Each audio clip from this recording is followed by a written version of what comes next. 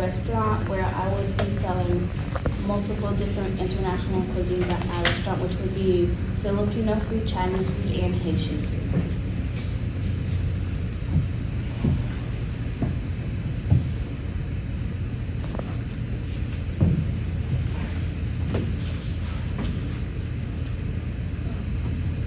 So my problem was a lot of people didn't know about these different international cuisines, which was a very big problem, especially since you wanted to explore these different kinds of food and its originality. And a lot of people didn't know where to look for these restaurants because a lot of people would think, oh, apps are here, they would help them, like Uber Eats, Yelp, and DoorDash, but it's not helpful at all because all these apps do are just give you pictures of the food that other people are eating and ratings of the restaurant and their customer service, but it does not give you any background information about the cuisines that they are actually eating.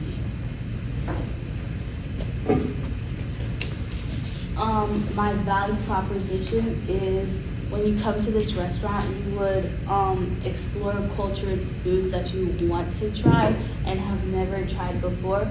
But also, as I like to say, you would get a taste of heaven in every dish. My underlying magic is that all of our ingredients are fresh and organic. Our dishes taste homemade, which would basically mean that not only would we like make it traditionally, but the dishes traditionally, but if you would have like any special requests for any types of these dishes, we would do those for you, but we would also highly encourage you to try how it is originally made because that is how it is originally, where it originally came from wherever the dish was made. And a big part of my underlying magic is whenever you come to my restaurant, you order, you eat, you have a good time, you always will leave my restaurant with a little note to go home about your food. Basically, if you order dumplings from the Chinese part of the restaurant, you would get a little note about the orientation of the dumplings that you ate.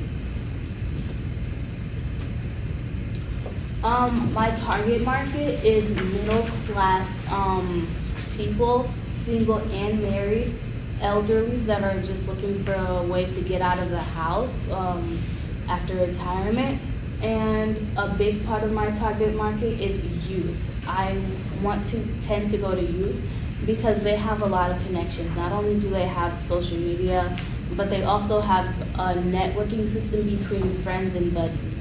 So if youth were to come to my restaurant, they would love to let people to know what they're up to, where they are. So they would be posting about our food in our restaurant, and it would be a big benefit to us because they would be advertising our business too.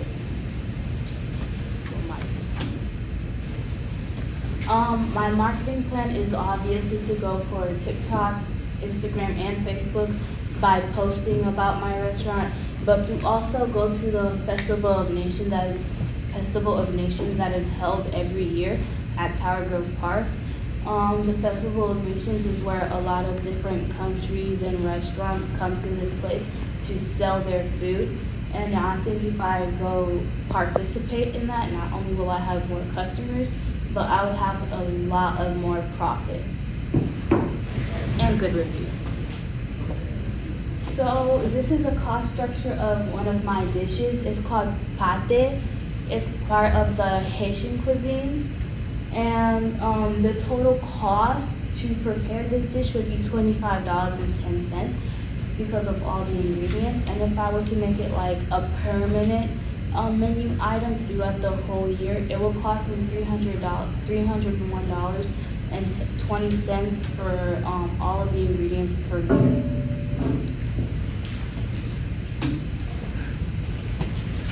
My qualifications for this business is that I am passionate about this business. I really think that it could go a long way with the right steps. I'm patient because I know business takes a long time and there will be setbacks. You just have to have patience through it all. And my biggest qualification is that I have family in the restaurant business, so they could help me with some tips and tricks of what to do and what not to do for the business. That's all.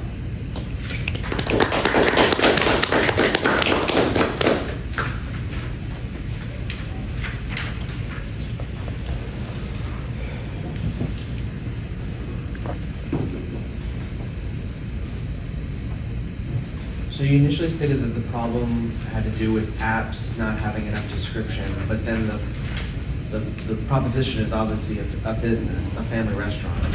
Can you explain with what the actual problem is? Does that make sense? Yeah.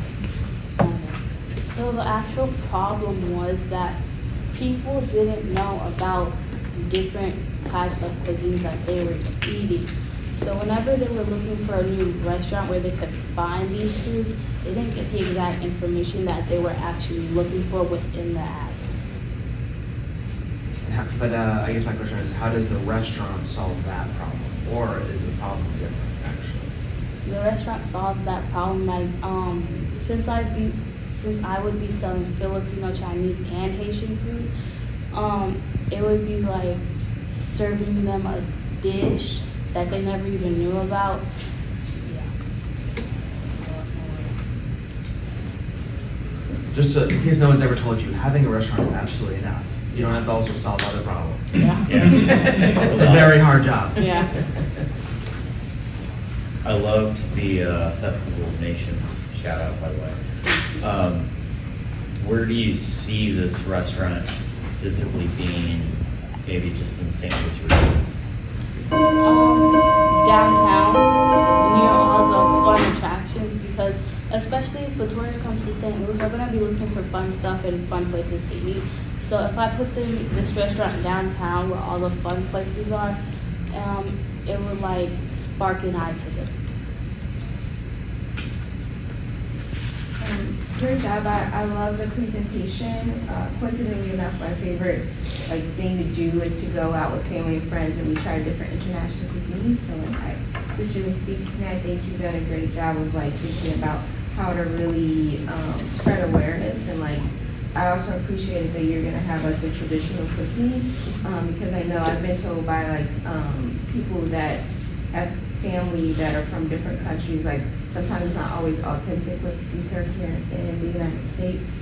My question is, and it could be I completely missed it, so I'm sorry, but can you describe your competitors a little bit? Oh, my competitors? There are a lot of competitors within this restaurant business. For example, a direct competitor would be a Chinese restaurant. Yes, they are selling a different cuisine, but the difference with me is I would be selling multiple different kinds of cuisine, whereas they would only be selling one, which is something that a lot of people are very familiar with. I appreciate that. Thank you. Do you anticipate challenges sourcing ingredients? Yes. I anticipate a lot because with the rising inflation, ingredients could start costing a lot more. I mean, aside from cost, just literally the procurement of ingredients that don't go into, say, traditional dishes or Applebee's. I mean, you're doing something totally different, potentially. Yeah, I do see that. But if any of those challenges do arise, I would tend to I like to see what customers say about this. So I would probably send a survey out to different types of people and see what they would go about that situation, or other probably investors if I have any, to see what they would go about that situation. I have one question. Can you elaborate a little bit more on what your long-term goal would be for this business? My long-term goals would be to expand my business into other areas of St. Louis and hopefully through other countries. Awesome. Thank you.